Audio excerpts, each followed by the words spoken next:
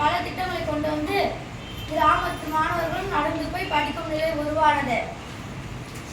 அது மட்டுமல்லாமல் பல கல்லூரிகளை கட்டினார். இவர் கட்டுனது கட்டிடங்கள் அல்ல, மனிதர்களே. சான்றோர் போற்றும் நற்றமிழே, என் நாவில் நீ ஒலிக்கும் போது என் நெஞ்சம் பெருமை கொள்கின்றது. தோற்பது யாராக இருந்தாலும் ஜெயிப்பது தமிழாக இருக்கட்டும்.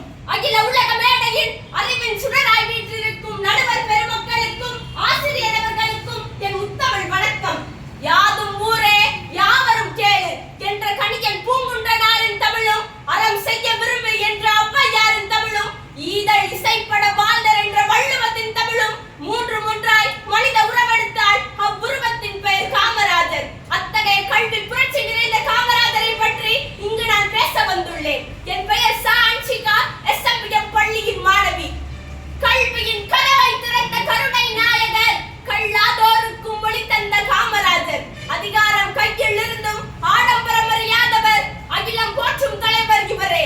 ஏழையின் சிரிப்பில் இறைவனை கண்டவர், எளிமையின் உச்சியில் வாழ்பவர். பள்ளிக்கூடம் தேசம் எங்கும் பூக்க செய்தவர், பாரதத்தின் பெருந்தலைவர் காமராஜர். இன்றைய அரசியலில் ஆடம்பரம் அதிகம் காணப்படலாம். காமராஜர் எளிமையின் எடுத்துக்காட்டு. சொந்த வீடு இல்லை, பெரும் செல்வம் சேர்க்கவில்லை. குடும்ப அரசியல் நடத்தவில்லை, அதிகாரத்தை தன்னலதுக்காக பயன்படுத்தவில்லை.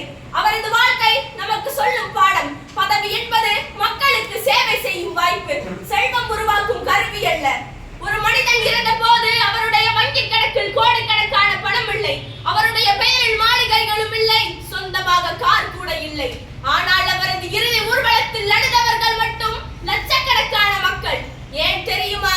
ஏனென்றால் அவர் பணத்தை சேர்க்கவில்லை, மக்களை சேர்த்தார். சொத்துக்களை சேர்க்கவில்லை, நல்ல பெயரை சேர்த்தார். தனக்காக வாழவில்லை, தமிழ்நாட்டின் ஏழை மக்களுக்காக வாழ்ந்தார். ஒரு ஏழை குழந்தை பள்ளிக்கு செல்ல முடியாமல் இருந்தால் அவரது இதயம் வலித்தது. ஒரு மாணவன் பசியால் படிக்க முடியாமல் இருந்தால் அவரது கண்கள் கலங்கியது. நான் படிக்கவில்லை, பரவாயில்லை, என் தமிழ்நாட்டின் ஏழை பிள்ளைகள் படிக்க வேண்டும் என்ற உயர்ந்த எண்ணத்துடன் வாழ்ந்த மகத்தான தலைவர் இவர். எளிமையின் சிகரம், நேர்மையின் அடையாளம், தியாகத்தின் மறுபெயர் கர்மவீர் காமராஜர். ஏழ்மையோடு பிறந்தார், ஆனால் ஏழ்மையை அளித்தார். சீருடை இல்லை, ஆனால் 1000 பள்ளி குழந்தைகளுக்கு சீருடை அளித்தார். கைபேசி இல்லை, ஆனால் மக்களின் குரலை அரசியலில் கேட்டார். கல்வி கிடைக்கும் இடத்தில் தான் எதிர்காலம் உண்டாகும். அந்த எதிர்காலமே நாட்டின் உண்மையான செல்வம் என்றார் காமராஜர். 1954ஆம் ஆண்டு தமிழக முதலமைச்சராக பதவியேற்ற காமராஜர் முதல் படி எடுத்தது மத்திய உணவு திட்டம். ஏன் குழந்தைகள் பள்ளிக்கு வராது வயிற்றெரிச்சலில் இருக்கும், இதனால் பள்ளியில் இலவச மத்திய உணவு. இந்த ஒரு திட்டம் 1000 குழந்தைகளை பள்ளிக்கு அழைத்தது. இன்றைய தமிழக கல்வி வளர்ச்சி காமராஜரின் மத்திய உணவு திட்டத்தின் விளைச்சல். நாடு முன்னேற வேண்டும், அதற்கு வறுமையும் அறியாமையும் நீங்க வேண்டும் என்றார் காமராஜர். காமராஜர் காங்கிரஸ் தலைவராக இருந்தார், அண்ணாதுரைக்காக தனது பதவியை இழந்தார். மக்களின் தலைவராக வேண்டும், பதவி வேண்டாம் என்றார். இதனால் இவரை கிங் மேக்கர், தலைவர் உருவாக்குபவர் என்று அழைத்தனர். இன்றைய இளைஞர்கள் நாம் காமராஜர் மடியில் பிறந்தவர்கள்.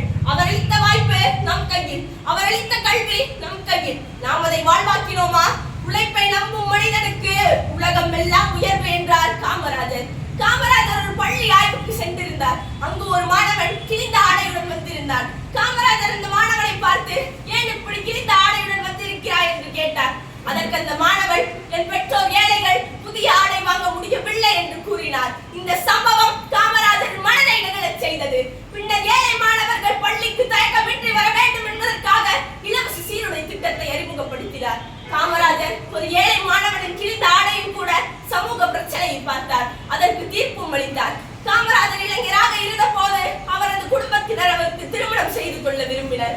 அப்போது இந்தியா ஆங்கிலேயரின் ஆட்சிக்கு கீழ் இருந்தது. பல சுதந்திரத்திற்காக போராடினர். அப்போது காமராஜர் தனது தாயாரிடம் கூறியது, இந்தியா இன்னும் அடிமை நாடாக இருக்கும் போது நான் என் தனிப்பட்ட வாழ்க்கையை பற்றி சிந்திக்க முடியாது. என் வாழ்க்கை நாட்டிற்காகவே அர்ப்பணிக்கப்பட்டது என்று கூறினார். இறுதி வரை அவர் திருமணம் செய்து கொள்ளவில்லை. ஒரு மனிதன் தனது வாழ்க்கையை நாட்டிற்காக துறப்பது சாதாரண விஷயம் அல்ல. இதுவே அவர் செய்த முதல் பெரிய தியாகம். காமராஜர் என்ற பெயர் கேட்டால் கல்வியின் வாசல் நினைவுக்கு வரும். தியாகம் என்ற சொல் கேட்டால் அவரது வாழ்வை நினைவுக்கு வரும்.